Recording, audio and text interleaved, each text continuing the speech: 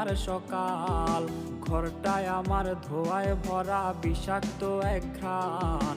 ধোয়ার সাথে হয় না আরই হয় না অভিমান। আইজ আবেগ দিয়া নেশার নৌকায় পাংখা লাগাইছি, মাতাল হইয়া পিয়ার